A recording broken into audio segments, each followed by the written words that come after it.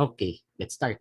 So, good morning everyone and welcome to Art Appreciation. This is still Module 6 to 9, Art and Artisans, Production Process, Medium, Technique, and Curation. So, for week 7, we are moving towards the production process for sculpture. And be reminded that we have the same learning objectives. These are overarching objectives for the whole midterm. Now, we have to value the true meaning of arts through medium and technique, and that we'd like to enumerate the basis of medium for each type of media for visual arts, sculpture, and music. And in this week, our focus is all about sculpture. Okay? This week, we will talk about Michelangelo's David. Okay? So, ayan. Before we start, let's proceed na doon sa ating case study. Okay? So let me just pause the. Okay. So for this week, we'll talk about the many different medium by which an artist, specifically that of a sculptor, can use to produce his artwork. And when we talk of medium, people, it comes from the Latin word medium. It denotes the mean by which an artist communicates their idea. It's the stuff out of which they create the work of art. And this could be any material that an artist can use to translate their feelings or thoughts into a beautiful reality. Therefore, artists can use a variety of media, or a variety of medium, to create his artwork. So, what would be the types of medium for sculpture? Isa-isayin lang natin. First is stone. And stone is the hard substance formed from mineral and earth material. The finish is granular and dull in appearance. These are normally used for gravestones and in cemeteries. But apart from that, of course, our ancient ancestors, diba, they made use of stone, carve out so many things in stones for what? Their day-to-day activities, yung mga functional na materials such as yung kanilang kinakainan, even yung mga rituals nila, yung mga icons nila and idols, they were able to carve it out. So for the many prehistoric and ancient people, stone is something that they would use really for day-to-day living. Kaya nga nakapag-carve sila ng mga bagay na kailangan nila using stone and using basic tools. Today, what you get to see in cemeteries and gravestone, of course, still a part of what we do for our daily life, but it's more on the aesthetic sense na, Aesthetic sense na kung bakit natin naglalagay tayo ng cross, naglalagay tayo ng angel, naglalagay tayo doon sa gravestone natin kung anong iniuukit doon, It's more on the aesthetic sense and value doon sa taong involved. Okay? So stone could be something that you can use when you create your own sculpture. However, ito yung finish na meron siya, Granular and not that smooth. Now, another type of stone, or rock that we get to use is granite. And granite is a granular igneous rock composed of feldspars and quartz, usually combined with other minerals. And it's quite difficult not to chisel. This is good for large works with only a very few design. So yun yung limitation nung granite. Kasi hindi rin siya ganun ka-intricate yung design na magagawa mo. Yung basic lang, yung kailangan lang. Kasi mahirap siya i-chisel, Matagal rin siyang i-chisel, So kadalasan ng ginagawa sa granite, malalaki na talaga, malalaki, large scale artwork, okay, that has less of a design. Kung gusto mo na very intricate yung design, mag-marble ka. Okay? Marble is a limestone in a more or less crystalline state and is capable of taking a high polish, occurring in many varieties. It's easier to carve than granite. Okay? So, just like the case study for this week that has a lot of intricate details, ayan, lala ng details dito ni Michelangelo, even the veins, that you can do over a marble, no? Gaya ng rin ng nakikita nyo ngayon dito sa sample din natin, no? Yung veil ng babae, 'di ba? Almost of hyper-realistic na, no? Malapit na talaga siya. Parang pagka kinulayan mo pa to, mukha na talaga siyang tao na may veil. So, ganun yung kine-create, no, na effect kapag ka marble ang pinili mo na medium. Again, kailangan skilled ka rin. Hindi naman pwedeng lalabas na lang yan, no? It takes a skilled artist to produce something like this. Okay? Now, another type of stone, no, that you can use is jade. And jade is a fine, colorful stone, usually green, and used widely in ancient China. Up to today, ha? No? It is highly esteemed as an ornamental stone for carving and fashioning jewelry. Okay? In fact, no, when we went in Beijing, no, in China in 2015, there's no, there's a specific museum dedicated for jade alone. No, it's a big museum.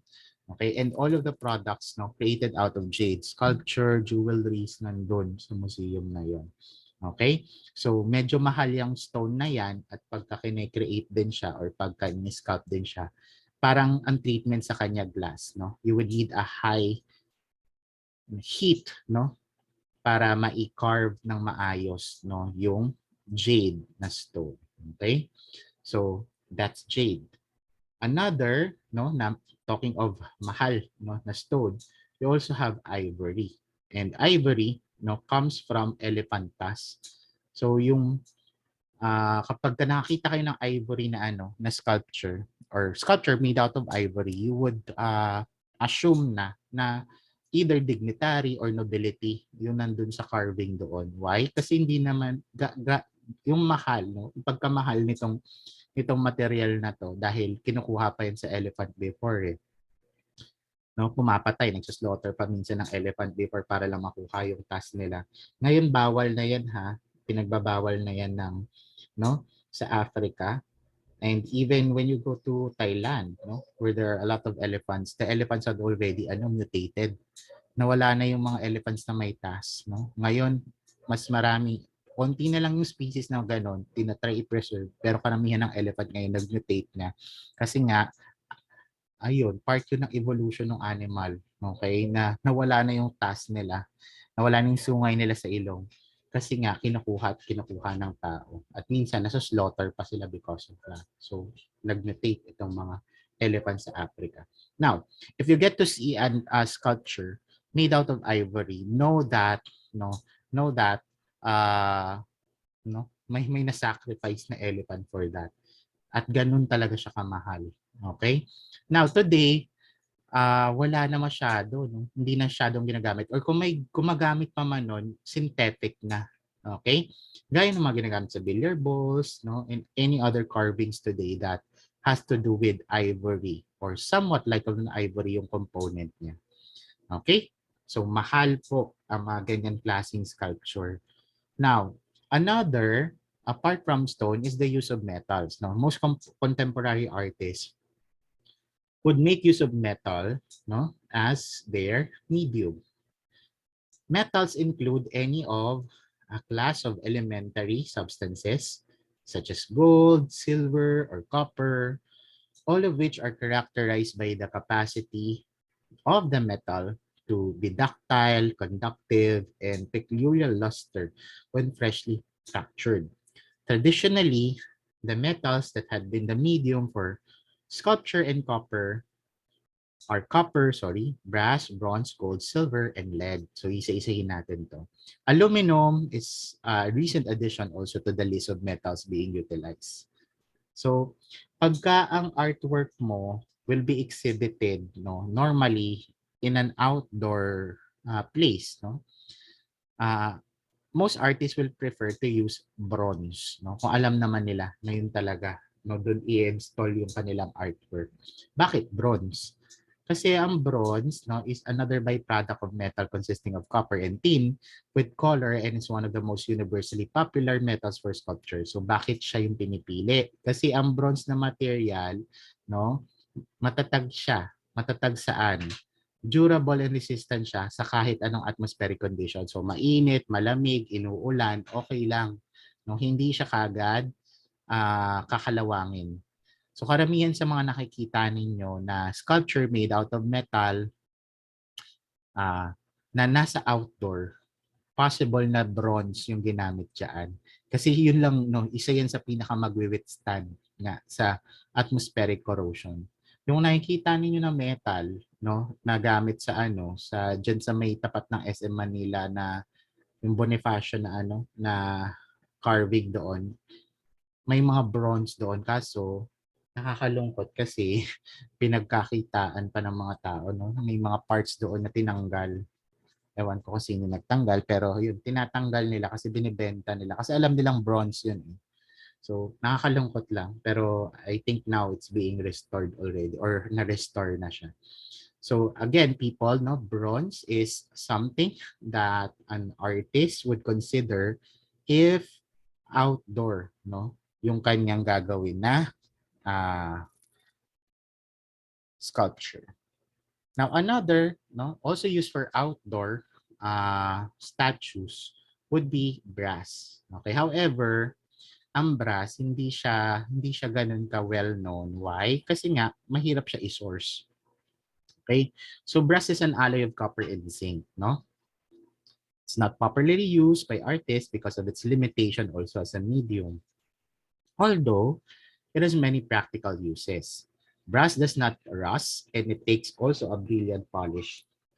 When you go to the temples in Southeast Asia, like Thailand, Malaysia, Myanmar, makikita ninyo yan, no, na yung brass ginagamit siyang ornament also doon sa mga or pang finish, no, doon sa mga statues nila. Ang gandaan nga rin sa brass, parang bronze lang yan siya. Hindi siya kinakalawang agad. Okay? So napakagandang gamitin, no, na material for ornamenting now yung mga itong mga statues nila. Another is the use of copper. And copper has a peculiar brilliance. It is also used as a caustic medium. This is shaped by hammering. No? Sa Philippines, there's a wide resource of copper. No? Kaya nga yung mga ancient Filipinos, no, talagang nag-carve din, no, ng kanilang mga jewelries, nag-carve din ng kanilang mga day-to-day activities in copper. Kasi nga available siya. So, one example of these, no, that you get to see, may replica nito ha, Laguna copper plate, hanapin niyo siya sa National Museum. No, it's a thin sheet of copper na nilagyan ng no, na nilagyan ng writings, ancient writings. Okay? So ganun ka prevalent ang copper, no, as a medium also back then. Also, another could be silver and gold, no? These metals are used as a casting materials for small objects like medals, coins, and pieces of jewelry because they are quite expensive. No, they are used for either personal accessories or religious adornments. Another is the use of lead. And lead is a bluish gray metal used for casting and forging, no, with the help of welding torch iron. So parehas lang rin siya no ng ng almost of the same process din ito.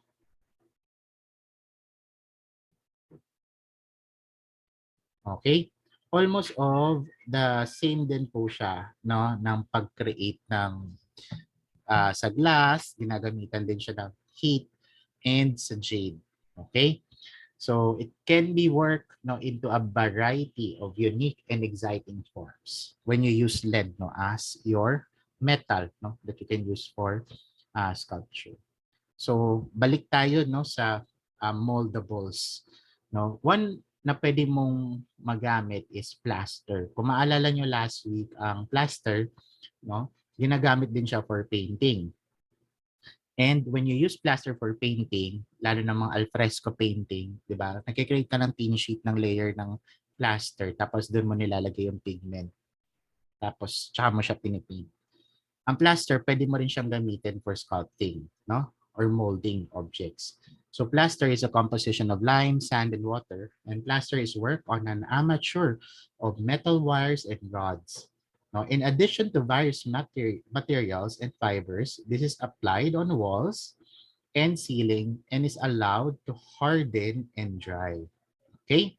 The medium is used extensively, for making molds, architectural decorations, and other indoor sculpture. In fact, bago ka makapag-create ng a life-size minsan na sculpture, karamihan sa mga artist ang ginagawa nila, kung nag-create sila ng minute version, nung mas maliit or miniature version. So, sa pag-create ng miniature version, ang gagamitin mo doon, plaster. Kasi mas madaling mag-mold or clay. No? So, plaster kasi mabilis lang siya matuyo eh. Pwede yung air dry or bake lang kapag ka nagawa mo na yung pinaka-ano mo, mold mo. Okay? So, kung very intricate yung design, syempre gagamitan mo lang siya ng pang-skeleton, para mag-hold yung plaster na mold.